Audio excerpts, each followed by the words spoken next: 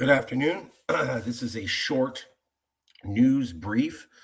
There is a new poll that came out, and it says that 58% of Californians say they'd be better off if California peacefully seceded. That new poll is out from the Independent California Institute. The Independent California Institute has been around for a few years now. It's headed by a man known as Coyote Cordonez Marin, and he has been in the Calexit movement from the very beginning, even before we started Sovereign California. And he asked YouGOV, an official polling organization, to conduct this poll, and YouGOV came up with the 58% number. We're going to cover how realistic that is. We're going to get into it right now. So let me go to, here we go. So a new poll suggests that support for Calexit, California's potential secession from the United States, could be much larger than previously reported by the press. Press released by us here at Calexit LLC, a new poll conducted by YouGOV at the request of Coyote Cordonez Marin, director for the Independent California Institute, indicates that a majority of adults, 58%, believe California would be better off if the state peacefully seceded from the U.S. within the next 10 years. As reported by the organization, here, quote, a clear majority said he'd be better off peacefully seceded some point in the next 10 years. Marin has been involved in the Calexit movement since its inception. I personally testify to that. He was part of a group called the California Freedom Coalition, which successfully filed a ballot initiative for California secession. So he's been there from the beginning, and he's filed an initiative for secession.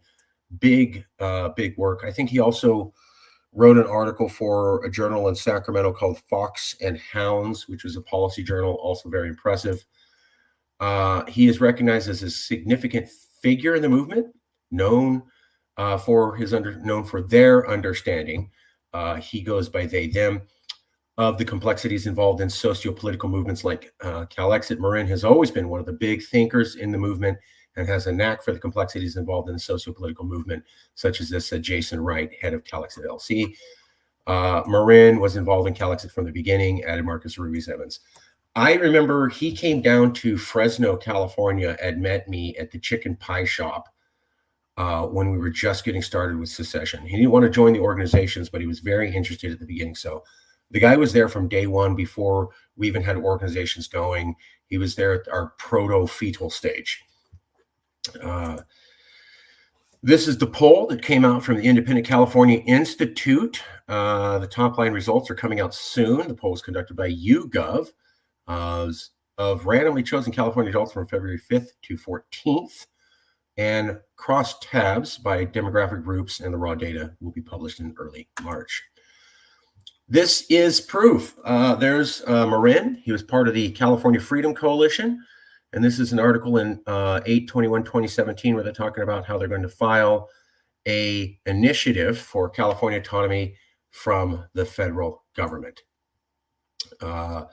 Preserve California is exactly the sort of approach we had in mind when we wrote the language in our initiative, calling for our state government to buffer Californians against chaos, dysfunction, and uncertainty at the federal level, said Marin, Director of Research and Policy for the California Freedom Coalition. So there's proof. 2017, they were filing initiatives. Here's him in 2020. The Independent California Institute was formed, and he was giving a very detailed factual breakdown from the California Independent Institute on what it means to be a donor state. And that was in 2020, so he's been at it for a while. Now let's get into the meat and potatoes. The accuracy of the 58% figure is questioned in light of previous polls for California secession. So I've already received 2 phone calls from 2 different reporters where they asked me to break this down and say if it was reasonable or not. What I said was that it's possible. I personally feel it's a little bit high, but it could be possible. And I think their survey is definitely within the realms of being methodologically correct. I'll break all that down. So hold on, it's a mixed bag, okay? Not criticizing, not commenting, trying to take a neutral stance and explain to everybody why we think what we think, and I'm going to go through the data in detail. 1 second. Okay, everything's going well. Oops. So the first news is that a poll was conducted by Ipsos for Reuters News in January 2017. And it reported that 32% of Californians supported secession. This was the famous time where they were saying a third of Californians support secession. So that started news first with the Ipsos Reuters News poll. However, a clarification revealed that 15.5% of Californians were unsure, meaning that 47.5% were not outright opposed to the possibility of secession. Stanford University's Hoover Institute also conducted a poll also in January 2017 and found that 27% of respondents supported Calexit, with 19% unsure, indicating 46% were not opposed to secession. So Reuters and Stanford, January 2017, both do polls on Calexit. They ask, are you for it? Are you against it? Or do you not know and you're unsure? Now, the news only reported the amount that said they were for it.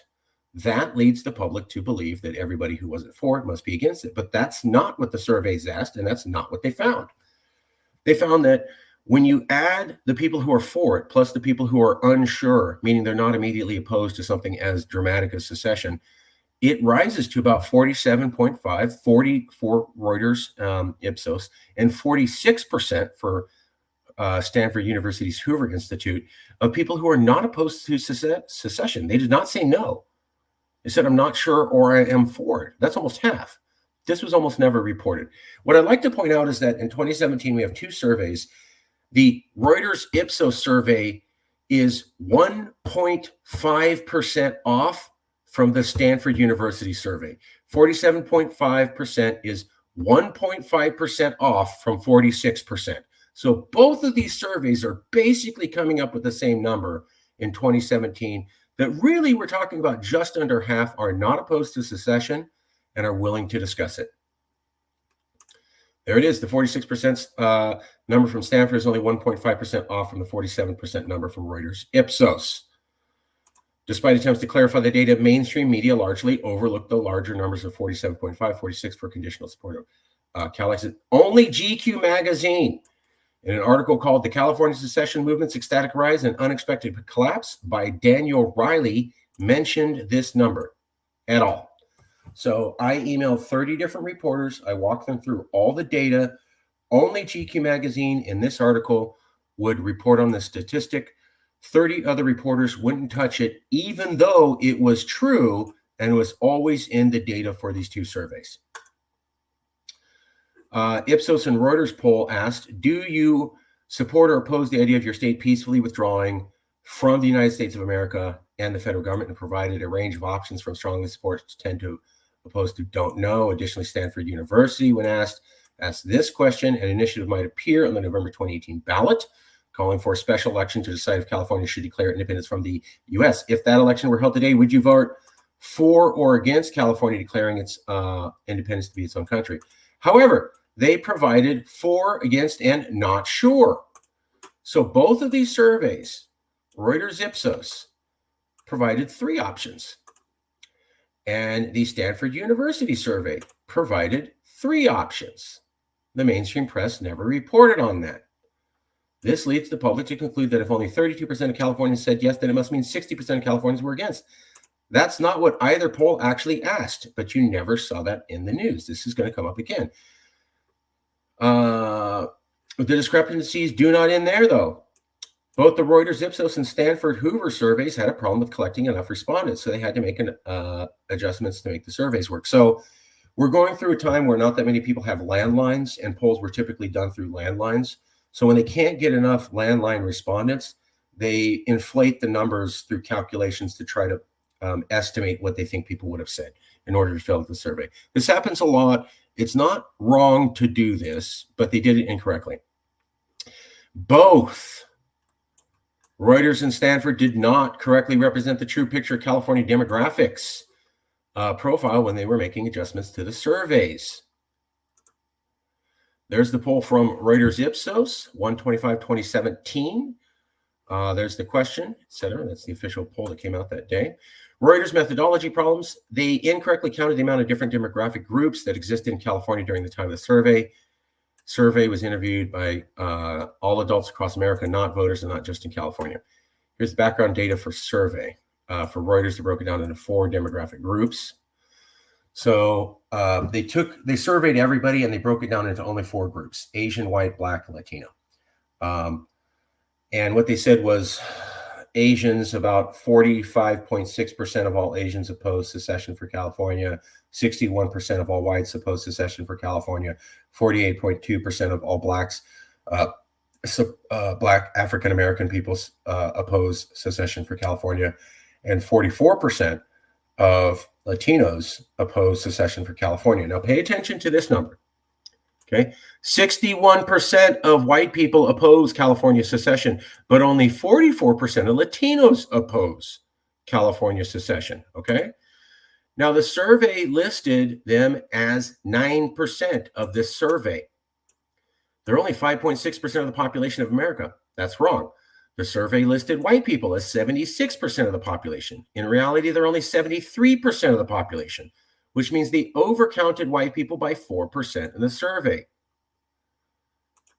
The survey listed African Americans as 14%. In reality, they're 13%. That's pretty close.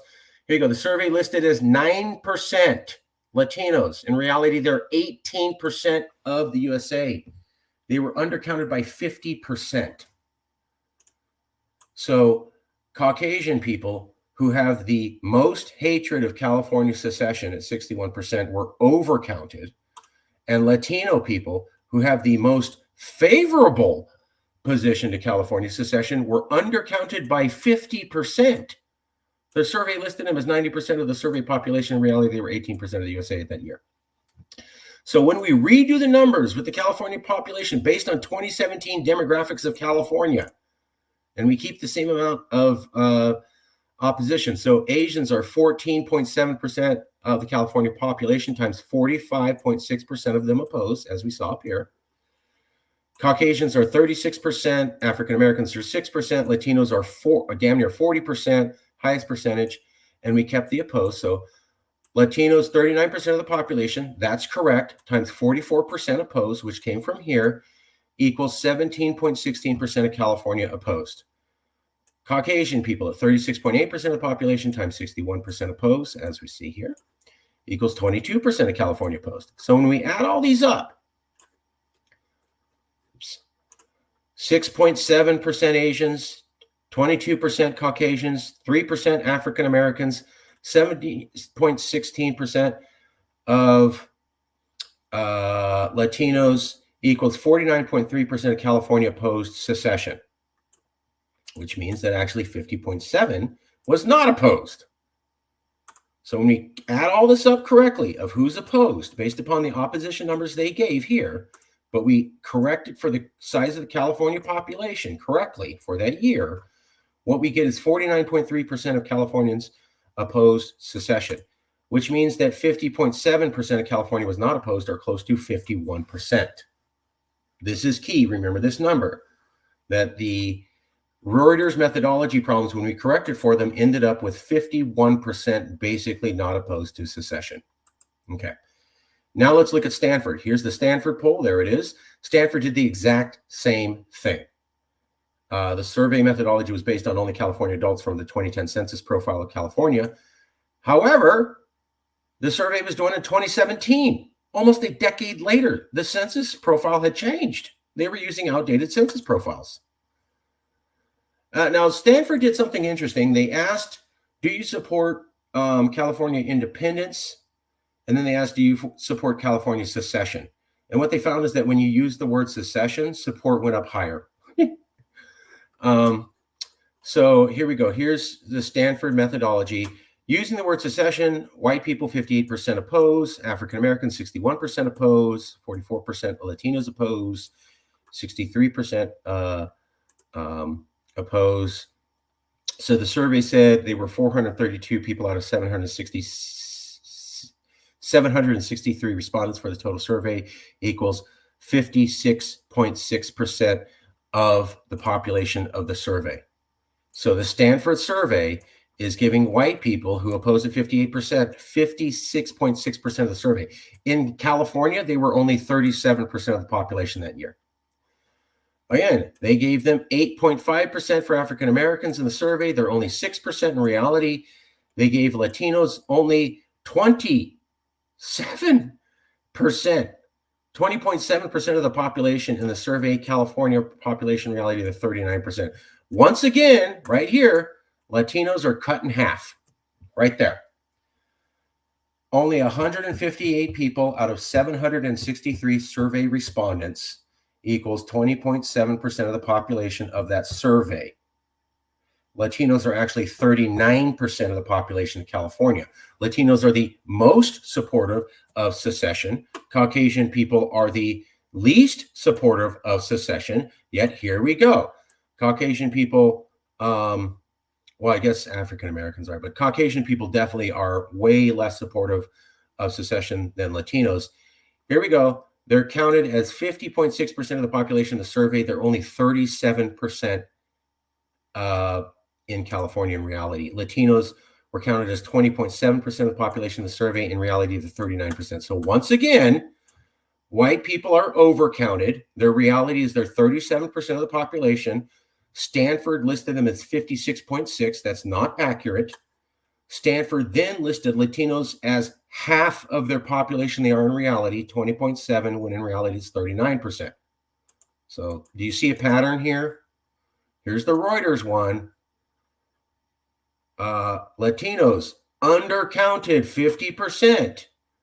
Caucasian people overcounted. Latinos most supportive of secession. Caucasian people least supportive of secession. Okay, that's the Reuters one. Let's go to Stanford. Stanford. Caucasian people overcounted. Stanford. Latin people undercounted by 50%. Both surveys did the exact same thing. Now, when we correct this, and we actually do, white is 37% of the population times the actual amount that they posed equals the percentage that was actually posed. So what we find is that when you add these up, oh yeah, this is, so this is without the word secession, and this is with the word secession. Without the word secession, with the word secession, without the word secession, with the word secession, without the word secession, with the word secession. There's a slight difference. So when you add these up, 21 plus 3 plus 17.9 equals 50% opposed while using the word secession, meaning 50% are not opposed to secession when you use the word. So again, they undercounted Latin people by 50%, and they overcounted white people who are very opposed. They undercounted Latinos who are very supportive in both surveys. When you actually correct this for Stanford, what you get is about 50% are not opposed to secession. When you actually correct the numbers to match the demographics. That was the other one. If you're not using the word secession, there's actually less support for secession. So now here's the other thing. The most recent survey by YouGOV for the Independent California Institute, which is what we're talking about today, was conducted by February 5th to 13th, 2024, included 530 California-based respondents and correctly matched the survey to the accurate demographics of California using the American Community Survey. So my understanding is that this survey by the ICI doesn't make the mistake that Reuters and Stanford both did in 2017 and actually accurately correctly match the California demographics as they exist now. However, this survey by YouGOV for the Independent California Institute said that the margin of error was 5.6, which means that the support for secession could actually be as low as 52.4. As it explained to me by Jason Wright, that also means that if it's 58% and the margin of error is 5.6, you could be looking at 63.6. It's almost 64%. So it could go as low as 52.4% to damn near 64%. That's the range. So the margin of error for this survey that says 58% is 5.6, which means the survey results could actually technically be 52.4. 52.4 is very close to the 50% by Stanford and the 51% by Reuters when the demographics are corrected. That was the whole point. Yes, they say in this new survey for by YouGOV for the Independent California Institute that it's 58%, but they also say it's a margin of error 5.6, which means it could be as low as 52.4 who support secession. 52.4 who support secession by this new ICI poll for YouGOV. Very close to the 50% found by Stanford who are not opposed to secession, and the 51% found by Reuters who are not opposed to secession when we correctly match the demographics. Remember, 50% are not opposed to secession. That was from Stanford. Close to 51% are not opposed to secession. That was from Reuters. Reuters, Stanford. Stanford, Reuters, new survey. So the new survey is 52.4 versus 51. We're looking at a margin of error about 1.4, maybe 2.4, 1 to 2 percentage points difference between the new YouGOV poll for ICI, Independent California Institute, and the Stanford Hoover poll and the Reuters Ipsos poll done in 2017. That was the whole point. So these polls actually match at the lower end of the spectrum. However, it is possible that 58% support for Calexit in California may indeed be accurate, suggesting a potential growth in support over the years since 2017. According to Jason Wright, a member of the Calexit movement, support may have grown all these years quietly in the background. True. Marcus Ruiz Evans, myself, said we haven't had many surveys between 2017 and 2024, so it's hard to tell. That's also a fact. However, the possibility of a Donald Trump return to the presidency in the next election adds complexity to the situation.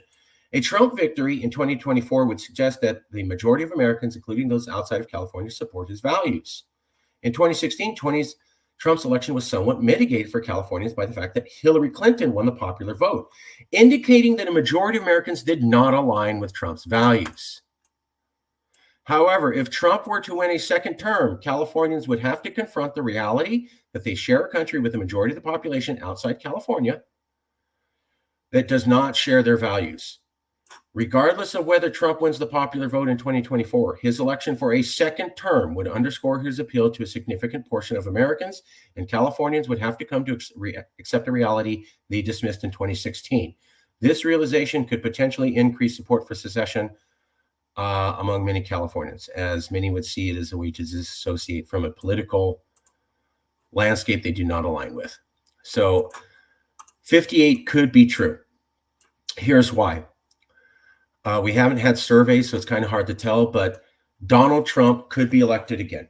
In 2016, we were told he, didn't really represent America. A majority of Americans backed Hillary Clinton. So, hey, California, you don't have to worry.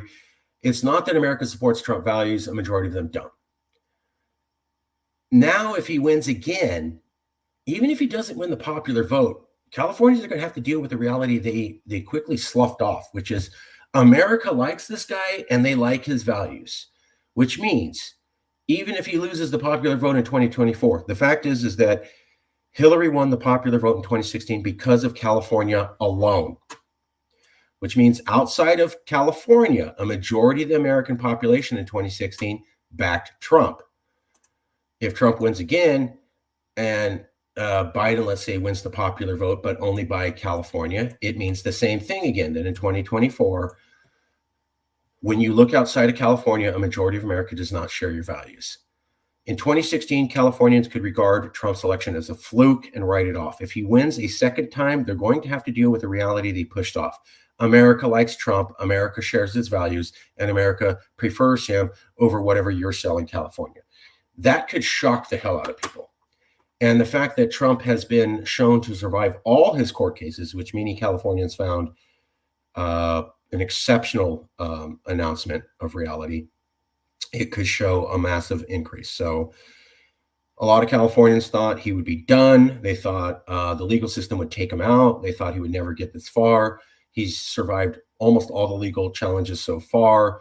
He looks like he's going to be the nominee despite all the legal roadblocks, and he could be the president. That reality is shocking Californians right now. The shock of dealing with the fact that Trump could be president again and what that means for America could be enough to increase California's support to 58%. Remember, we were talking about how, give me a second here. We were talking about how, 50.7 were not opposed to secession, and then 50% are not opposed to secession, and that the number for the YouGOV poll could be 52.4%, and this is very close to the 50% by Stanford and 51% by Reuters. So if the population of people who was supporting secession was 50 and 51% in 2017, it's possible that it could have grown to 58% between 2017 and 2024. It's almost 8 years, and people could be very terrified about the return of Trump, and that could explain the growth. It's possible. I want to be very clear. This is possible. Now, here's another survey we had to point out. This came out by YouGOV. It's another YouGOV poll. It's not the one done by the Independent California Institute. This is by Taylor Orth, and it came out on February 14, 2024. States whose residents are most likely to support secession: Alaska, Texas, California. And what they say is that California secession is about 29%. Now, here's the interesting thing. They list California's support for secession at 29%. Okay. Like the Stanford and Reuters polls, though, they did not ask, do you support it and do you not? They asked 3 questions. Do you support it? No, or are you not sure? Literally the same format that Stanford and Reuters did. Not 2 questions, but 3. Yes, no, not sure. So but they only reported on the yes. So when we look at this poll and they go, 29% of Californians support secession. Okay. That's from the yes category. How many said not sure from California? We don't know. We just know that they said yes, no, not sure. So when we look at this poll and it's 29% support for California secession, and there's another crosstab, I didn't bring it up here, but it showed it by regions. And when you look at the region for the West, it shows it at 25% not sure. So the West is 25% not sure. 25% plus 29% is 54%. So here you go. It should be mentioned that there's another recent poll conducted by YouGOV titled "The States Whose Residents Are Most Likely to Support Secession" by Taylor Orth, released, found California secession at 29%. However, what wasn't reported, similar to Stanford and Reuters polls, is that this poll offered a range of responses from yes, no to not sure. When examining the crosstabs for the survey and selecting data displayed by region, it's broken up into 4 demographic groups. The West tab for this survey says 25% and 25% for not sure. Now, typically in surveys, the term West refers to California, collection of other West Coast states, with California usually comprising about 80% of the population for the West alone. YouGOV has not released the specific number of people who said not sure for California, and requests for this information have not been responded to. We've made many requests, can't get a response. However, if we assume that California represents the majority of the West tab, and yes for the West was 25%, while a survey stated that California was at 29%. So if you go to the survey and you click it open by regions, the West is listed at 25% support for secession, yet California, according to the survey, is listed at 29%. So it's higher than the regional background. It's plausible that the proportion of people who said don't know for California in the survey could be 25% or higher. If support for California secession is reported at 29%, but the percentage of Californians who are not sure is 25%, then this implies that 54% of Californians are not immediately opposed or willing to discuss secession, a figure very close to the 58% provided by the Independent California Institute. So they asked yes, no, not sure. California in the regional tab was listed at 25% yes. However, the survey said that California supported secession at 29%. So California was higher than its regional total. If the not sure amount for the regional section for the West is 25%, how can we not assume that the California percentage may also be higher? We simply don't know. The not sure section for California could be 2%, maybe. However, it's also very likely that it's 25%.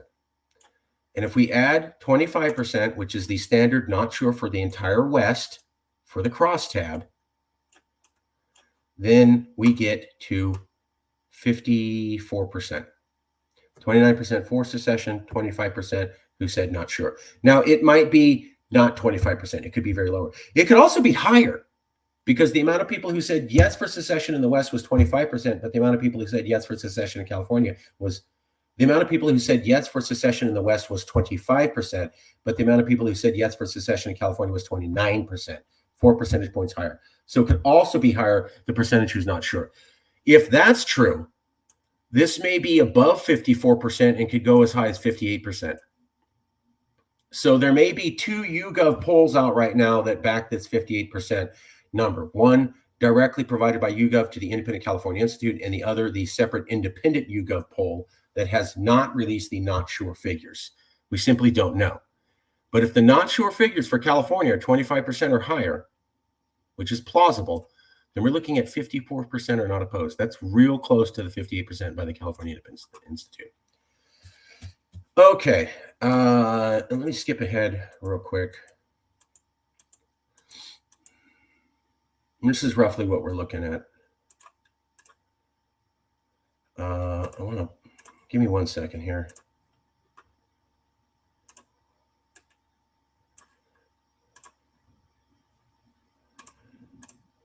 This is roughly what we're looking at.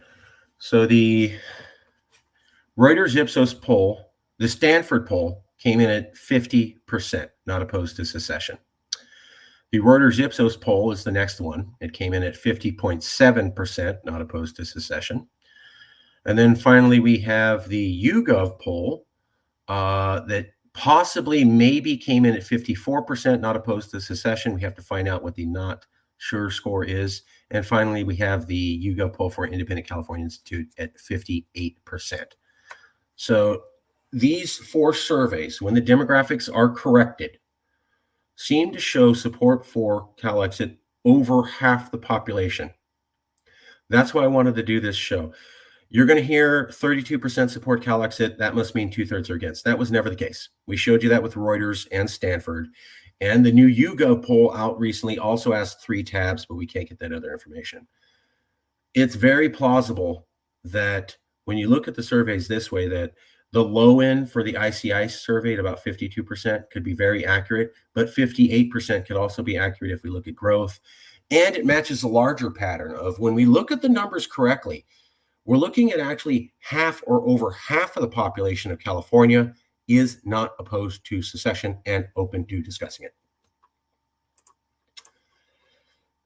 Finally, just to finish up, 2017, the Calexit movement exploded. We almost got bigger than the California Democratic Party on Facebook. Despite that, we were hurt by rumors of Russia collusion.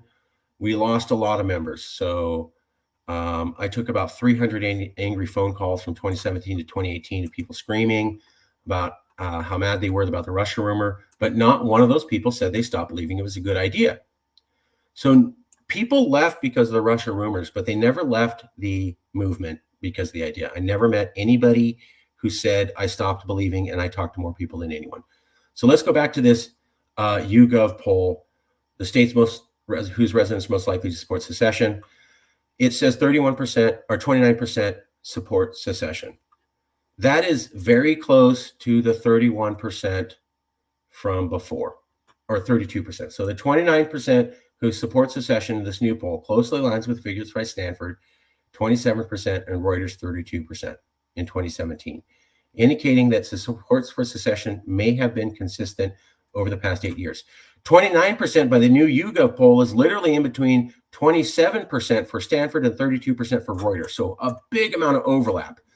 Why are we still seeing about 1/3 of the California population outright supporting secession, as they did almost 8 years prior. Unless our theory was correct. People may have left the movement because of rumors, but no one ever stopped believing in the idea. We said that for years. We didn't have proof. It was just a feeling we had from talking to the members who left. We said people left for rumors, but they never stopped believing California independence was a good idea. This new poll by YouGOV showing 29% for California secession, almost tied from the numbers from 2017, backs that up.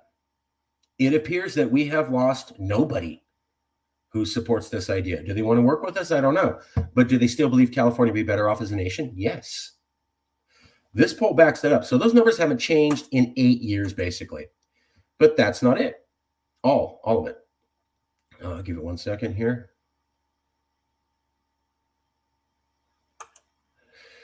So this is a new poll. LA Times, half the U.S. says California declining, 30% of Democrats say too liberal. This is a new poll by the Center Square, released February 24th, entitled "Half of USA Says California Declining." More than half of Republicans expressing a view that California isn't truly American. The sentiment indicates the animosity towards Californians from Republicans, which could potentially allow California to win a national vote for peaceful secession, remains as strong as it was in 2017. So we have this poll saying the same amount of Californians support secession today as they did in 2016. And then we have this poll showing that half of Republicans hate California and don't believe that it's American. That's the same amount of hatred against California as we saw in 2017. So the amount of support domestically for Calexit hasn't changed, and the amount of support outside of California to leave America hasn't changed. And that's key because we have to ask for permission to leave. Given that support inside California and outside California for Calexit is as strong as it was in 2016-17, it is possible that faith in the idea of a California being independent has not receded in 8 years. Now it appears is the true beginning of the call to freedom for the people of the California Republic. This series of polling has shown us that what it takes for Californians to understand, lead, or inspire other Californians, concluded by Jason Wright. This press release was put together by Jason Wright, CEO of Calexit LLC, current head of the former Yes California Calexit members, and myself, host of the official Yes California Calexit channel on YouTube, and founder of the Calexit movement, 2012, with the book California's Next Century 2.0. Here's the sources. 58% of Californians say they'd be better off California peacefully seceded. Those states whose residents are most likely to support secession, by Taylor Orth for YouGOV. Would your state support seceding from the U.S.? This is the byline page for that. And LA Times poll, half of the USA says California is seceding, declining, and support for California secession more than reported before. This is where I found the Stanford and Reuters survey questions. And let me pop out of this. I want to show you guys, there it is.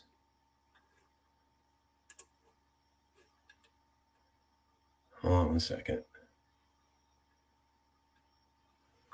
Give it a moment, sorry.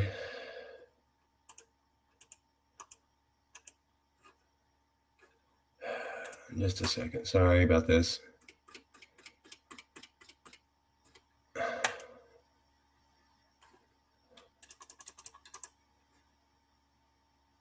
Let's do it this way. That's the tab. So if you look at region and you go by region and you look at the West, it's 25% not sure for the West versus and 25% yes. So this is what I was saying about the YouGov poll.